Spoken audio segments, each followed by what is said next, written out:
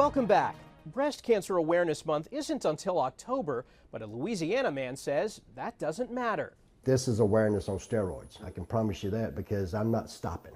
Robert Tolbert calls himself Mr. Full-Blown Pink as he wears the official color of breast cancer awareness every single day of 2024. Because nobody's going to go up to a stranger with no pink on and start talking about breast cancer. For several years now, the tool salesman has been encouraging cancer survivors to share their stories to help others battling the disease.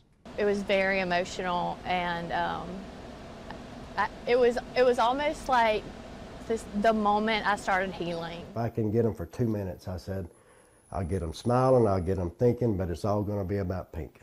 Now, with less than half the year left, Tolbert says he still looks forward to wearing pink and connecting with new people every single day. A disability charity in London has set up an aqua disco that helps children with complex disabilities get active, stay healthy, and socialize. The sessions feature a lighting system, inflatable props, and even Taylor Swift songs. In this video put together by our partners at the BBC, family members and charity workers say the program helps children thrive. It's got the lights, it's got the music, it's got friends, and she just absolutely loves it, and she's thriving from all the benefits. It just means that he can be free, really enjoy his time there, have things to play with, socialize with other children.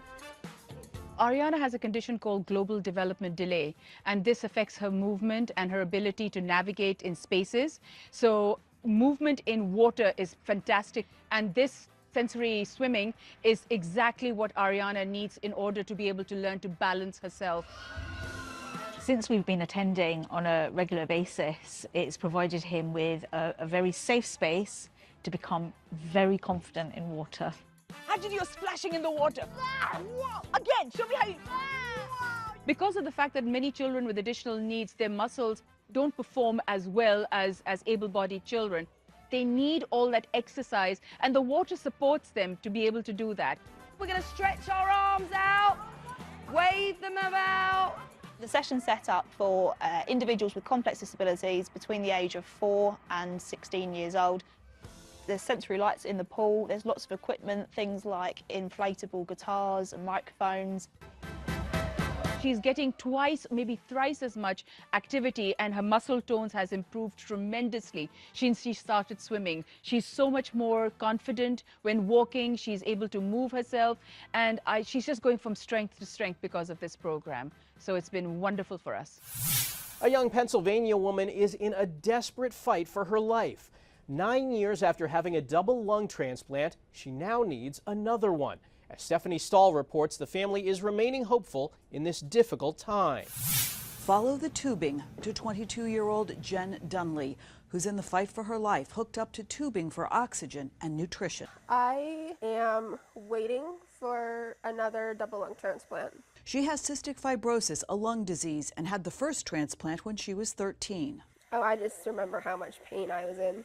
Now, 9 years later, at home in Narberth, a series of complications have caused the transplanted lungs to fail. I'm a special case. Because I'm a redo, it's riskier. And because of that, most hospitals rejected her case. So it's like you're being abandoned. There's only one hospital in the U.S., basically, that has accepted me, and that's in New York. So I need to be there because they're my only hope. But there are financial barriers to being in New York. Insurance only covers part of the medical expenses. It's been really hard, so I've used my savings and my retirement funds just to get us here. Jen's mom, Laurel, has spent decades taking care of her, determined to save her daughter's life. We've moved so many times just to get better care. We got these shirts made.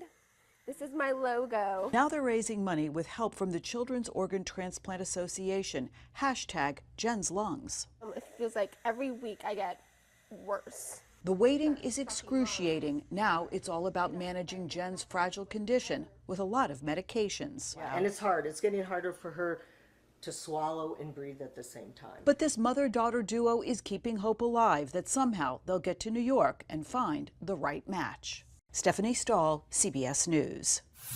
That's this week's Eye on Health. I'm Michael George. Thanks for joining us, and be well.